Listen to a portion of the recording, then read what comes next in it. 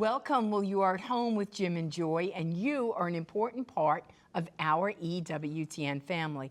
And we are delighted that you have welcomed us into your home. We certainly would love to hear from you. So today we're taking your questions and your comments from our viewers. If you're watching, it's Monday and we are here and we are live. Please give us a jingle at 1-800-221-9460. If you are calling and you are outside North America, you can reach us at 205-271-2980. And you can always send us an email with a question or a comment to jimandjoy@ewtn.com, and check us out on Facebook. Well, the question for today's show is this. The overturning of Roe versus Wade is triggering a wide range of responses in relations to people's experience with abortion. What is your response, and what are you hearing from others? And we know that just on June 24th, the law has changed. It has gone back to the states to decide. Here in Alabama, we are a life state. You cannot have an abortion in the state of Alabama. Other states had triggering laws, and some of them have gone into effect, and some of them are being up for litigation, or they're waiting 30 days, and it just wasn't like done and easy. Right. And then there are states that have no abortion laws, and abortion will be upheld in their states, like New York, New Jersey, Illinois, California, Vermont, some of those states where a woman can still get an abortion. So all of this, the whole overturning of Roe, saying that there was not a constitutional right to abortion in the Constitution, having to deal with, I mean, it's been all over the media, and so it triggers our own feelings and sense or experiences with abortion. And so what is this doing with you? What are you hearing from other people? Perhaps those directly involved, they've had an abortion. This is bringing up a lot for people. Hopefully many, many people have received healing already, forgiveness, and are now advocates for life. But millions of people, 63 million abortions, so millions of women, fathers, shock waves in families.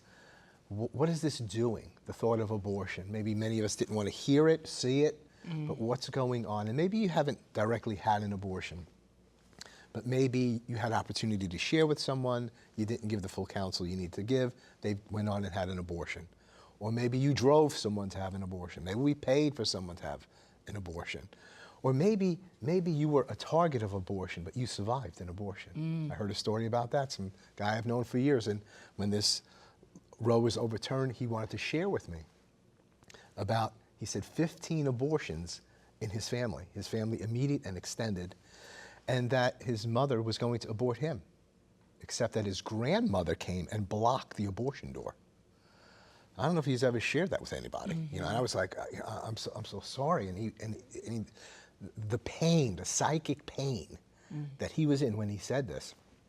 I just said, thank you for sharing with me. I'm so glad you're alive. And if you'd like to meet with me, I'd like to talk to you about this. There are healing groups that can help you with this, that you know, this horrendous thing that you've lived with.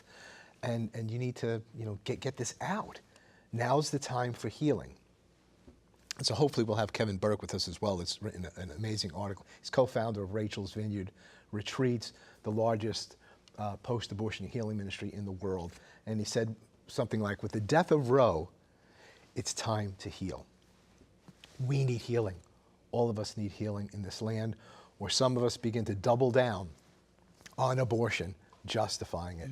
So plenty more to come, very sensitive show and a real opportunity for hope and healing. So what is your response to the overturning of Roe v. Wade? What are you hearing from others? Give us a call, 1-800-221-9460. We'll be right back. Plenty more to come. Please don't go away.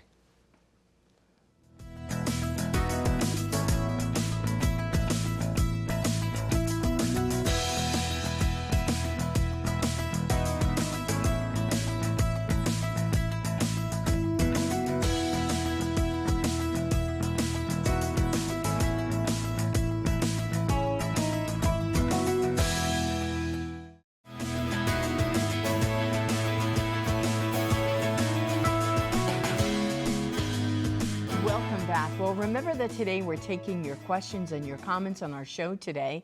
So if you're watching, it's Monday and we are live. Please give us a jingle at 1-800-221-9460.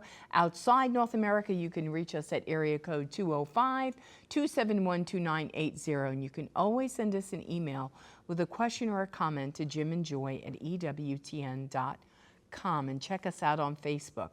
So the question is this. The overturning of Roe versus Wade is triggering a wide range of responses in relation to people's experience with abortion. And what is your response and what are you hearing from others? And we know, Jim and I run a pregnancy medical center here in downtown Birmingham, and we are in a life state. But I've had clients who have come in this week, last week, still wanting an abortion and totally oblivious to the change of law. So what we have to pray as a nation in every state is not that abortion would be unthinkable, because you can change the law, but what we really need are the hearts to change. We need people's hearts to change to everything that is good and true and beautiful. And there are over 2,000 pregnancy medical centers all across this nation, and they are doing great work in healing and helping, aiding men and women who find themselves, even in marriage, in unplanned and unexpected pregnancies. Well, right now we have Kevin Burke on the phone. Now, Kevin is a pastoral associate with Priests for Life, and he is the co-founder of Rachel's Vineyard Ministries. And Kevin is a dear friend, and he wrote an outstanding article, and it was about healing, because after Roe versus Wade, there was so much on the news and the media, and everybody was screaming and yelling, and it didn't look pretty. And because people have so much passion about this issue, be they right or wrong, people have a lot of feelings about it. And so Kevin wrote a beautiful article on a time for healing, and we want to hear his wisdom and knowledge all about it. Kevin, welcome to At Home with Jim and Joy. It's good to have you. Joy and Jim, it's wonderful to be with you. Thank you so much. Well, thank you for writing this beautiful article. We appreciate it. Sure. So Kevin, share with us, with all the words that were spoken right after the overturning of Roe v. Wade, I didn't hear the word healing except for you. So please, healing was on your heart, on your mind, what you were promoting. With the death of Roe, it's time to heal from abortion. What are you saying in that? Yeah, Joy, when she mentioned that this is an issue of the heart, that's absolutely the truth. What's really going to lead to ongoing change in this area is going to be that hearts who have been wounded by abortion can find healing. It's natural that when this issue gets prominent in the news in such a powerful way with this Supreme Court decision, it's natural that it's going to trigger some strong feelings and memories in women and men who have participated either directly or indirectly in abortion. So, and even the public reactions from those who are publicly saying they're against the decision can actually be quite revealing and helpful to look at, because that's going to be a lot of people we're going to encounter. So you probably have heard of the show Dancing with the Stars, right? Mm-hmm. Yes. So at the end of June, Cheryl Burke, who is a professional dancer in this show, she posted a TikTok video. And she shared in that video, and I'll give you a quote from her, "If it wasn't for places like Planned Parenthood, I would be a mother. And I wouldn't have been a great mother, and I definitely wouldn't be sitting with you here today."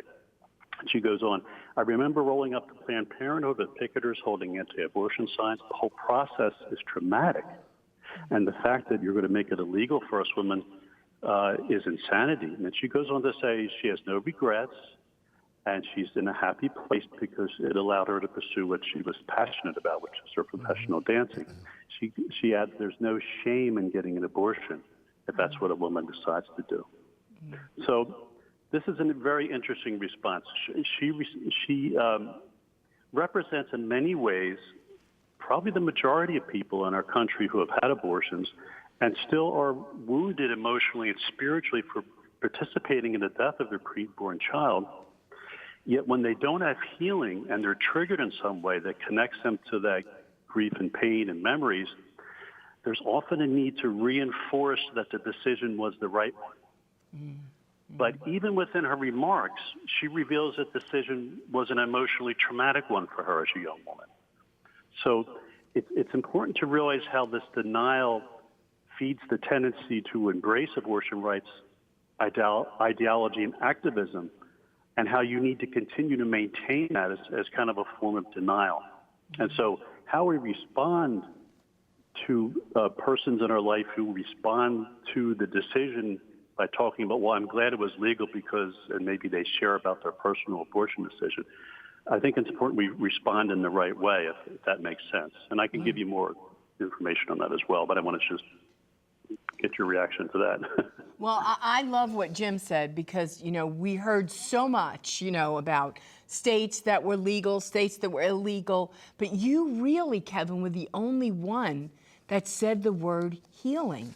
And if we would just stop and listen, like that dancer in the TikTok video, you listen, you can hear her heart Yes. in her message. And like you said, there is brokenness, there is wounded, but that great trigger of it all. Well, this is interesting, Kevin, because I was thinking we were going to move, and we could, more along the line of, well, I had an abortion, I'm really second thinking about things, I really regret it, and Rachel's Vineyard is the answer for you. But you're giving us a little different scenario. You're saying there's a justification here, people kind of double down in justification, and we are hearing a lot of people like this in our families and beyond. So I'm very interested in what you have to say. What should be our emotional and spiritual posture when we hear people speaking this way? Yes, very good point. You bring up those that are going to be triggered in such a way that pushes them in the direction where they're ripe for hearing a healing message.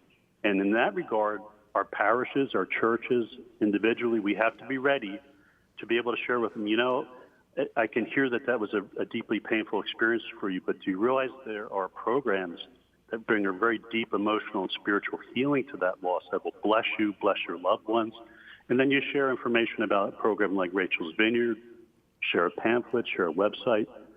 So those folks are ready, you know, and that's awesome, and we need to respond to them. But a lot of folks aren't. So how do you hit them? Well, if I'm talking to someone like this woman, and she shares that she's had the abortion and justifies it, I'm not going to get into an exchange. I'm not going to get into a pro-life apologetics argument. I'm going to say, that sounds like it was a very painful experience for you. Would you mind talking a little more about that? How did you make the decision to have the abortion? Was the father involved in the decision? Was there any other friends and family involved? Did you ever have any second thoughts as you were approaching having the abortion? What was the experience like for you that day at the abortion center? You said it was a traumatic one. What was that like for you? How did you feel in the days after? Now, obviously, you'd be listening to them. They would be responding. But these are the kind of questions you want. You want to give them an opportunity to talk about the experience, because that gets them past the rhetoric and begins to connect them to their story. And that's an important part of the healing journey. You guys know from the Rachel's Vineyard weekend, on Saturday morning, an important part of that process is not only the spiritual exercises and the emotional work that you do, it's telling your story freely and being given that opportunity. And so much healing flows from that, or at least in the case of a woman like Cheryl Burke, just having her talk about that in a free way and sharing her emotions begins to reconnect her with that event. And what's the goal eventually of healing? Reconnecting her with the relationship with her child, because that's the heart of healing. Yes. Well, and, you know, we sent out some information, you know, from our center, and, you know, the people that we can't forget in this equation of abortion healing is men, right? Because, you know, we see the women and, you know, even the protesters, negative and positive and things that they're saying, and you deal so closely with the men. So what are you finding that you think some of the responses from men are coming from, being that Roe versus Wade has been overturned? From some men, I'm hearing it's reconnecting them with that sense of discomfort or shame at their role in the abortion decision, which unfortunately a lot of times is various forms of either abandonment or kind of pushing them in that direction, or support, you know, kind of saying, I'll support whatever you decide. and having some shame about that now. They're in a different time in their life. Perhaps they're fathers of living children now. And there's some discomfort and shame about that. So again, that's where you want to share a message that, abortion healing programs are open to men. Programs like Rachel's Vineyard certainly are. And we welcome men, and that healing experience can really bless your life. And you might not realize how that abortion loss has impacted you. Sometimes that shame, even though it's deeply repressed, can contribute to things like pornography use or abuse of drugs or alcohol or anger issues. A lot of men, they express their grief that's not expressed, that's repressed. They express that oftentimes through anger. So that's an issue in their relationships or in their job and things. So that's one way. The other is, guys, I've heard from a few men who this triggered their trauma because they were unable to stop an abortion. So this has surfaced for them, that emotional experience of being powerless to stop the death of their child, which is the psychological definition of psychological trauma. And those men, if they haven't had healing, we want to direct them as soon as possible to healing resources because, as with any trauma, there can be some serious symptoms associated with that. Kevin, thank you so very, very much for your sensitive and wise insights. Everyone can go to rachelsvineyard.org. That's rachelsvineyard.org. Keep up your great work, and thank you for the great resource Rachel's Vineyard is. God bless you, brother. God bless you as well. Thank you so much. Thank you. Bless you.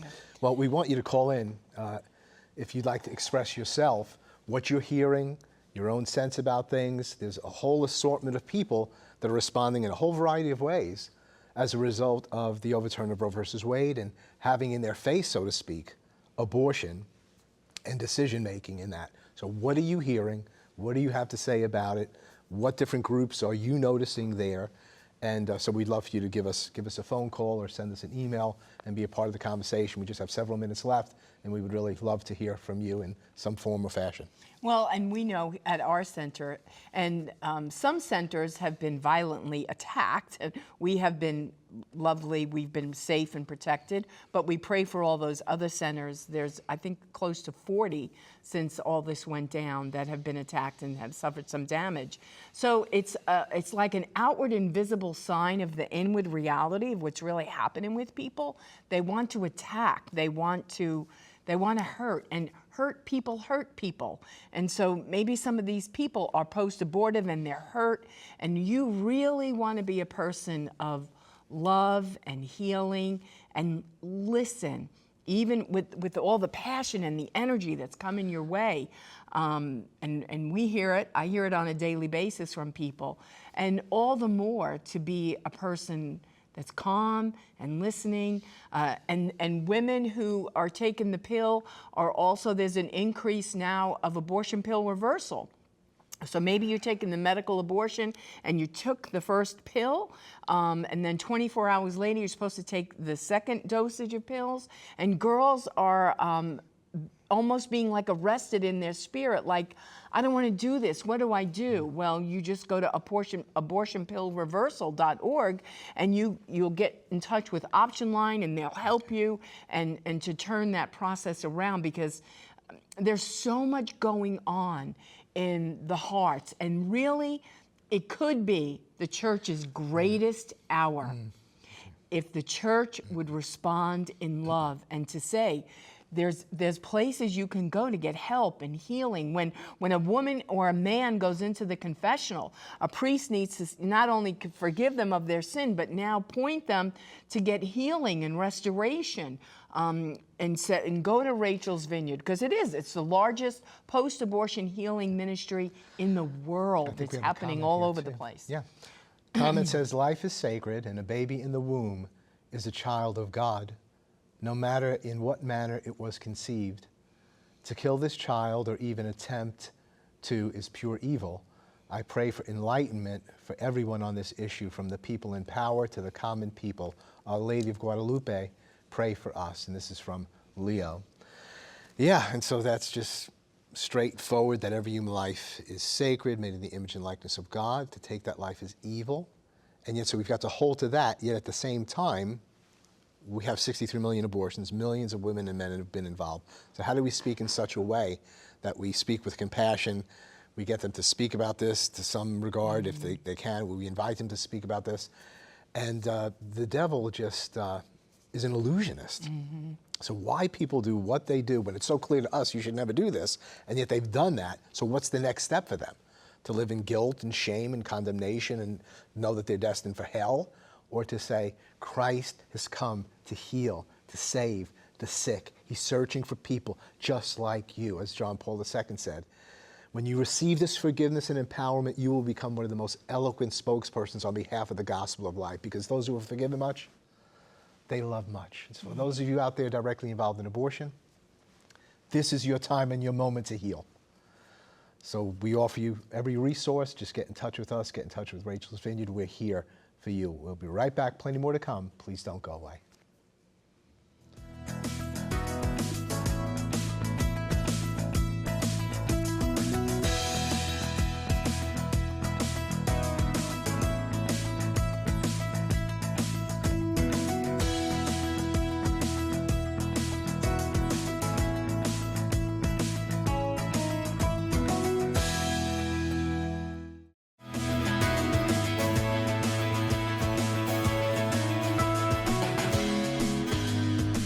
Welcome back. Well, before we wrap up today's show, we're going to go to Rome and check in with Joan Lewis.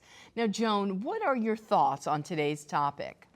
Well, hi, Jim and Joy, and greetings from Rome. And I have to tell you that your focus this week, of course, is spot on, and that is to say the fact that the Supreme Court reversal of Roe v. Wade has triggered responses from all over the world, and quite a wide range of responses. Now, I haven't done a scientific survey exactly here in Rome. I've spoken to friends, mostly American. I've spoken to lay people, and I've spoken to priests. And of course, they applauded the decision, but a few were totally unaware of the fact that what the Supreme Court did was actually give abortion issues back to the states.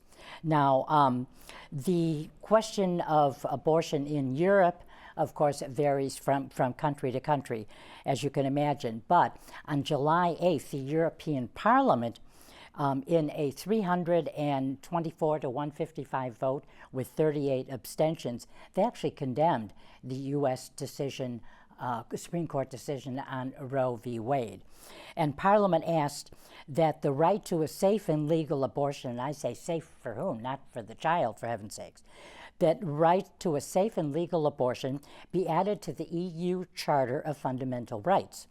Women's rights are inalienable, and they cannot be removed or watered down. No mention was made, of course, of the rights of this individual, new, separate human being that is living within the mother. Now, almost all European countries do make abortion available on demand within a certain time frame. After that time frame, who shows medical necessity. Now, only 6 European nations retain highly restrictive abortion laws and do not grant abortion on demand. Those are Andorra, Liechtenstein, Malta, Monaco, Poland, and San Marino.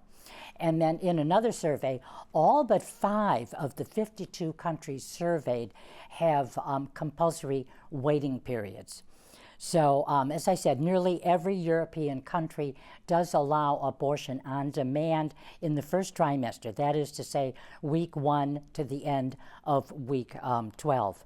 And from then on, anything else, later term abortions, there are very, very few places that are as liberal as the United States. Up to 9 months, including 9 months, no way. People are horrified in Italy when I say that. And so at this point, by the way, I think you can possibly imagine that countries that have a highly practicing Catholic group they have more stringent and restrictive abortion laws. But as you can see, you know, at this stage, I mean, we know that what is a moral issue, and that is the killing of an innocent human being, has left all of us now with a lot more work to do to change hearts and minds. So with that said, back to you. Joan, thanks so much for that incredible summary regarding our own country and Europe and other nations, how they treat the preborn in this whole area of abortion. We must never kill an innocent human being. We must never collude or be an accessory to the killing of a human being. those of us who have been involved in those ways, there's mercy, grace, forgiveness, healing. Now, listen to me, now is the time to be healed. People want to hear you. They want to know your story, and they want you to know the mercy and grace of the Lord Jesus Christ, that you might be forgiven and set free and part of the solution. All together, we will build a new culture of life. Keep it on EWTN. God bless you and all of your loved ones. Bye now.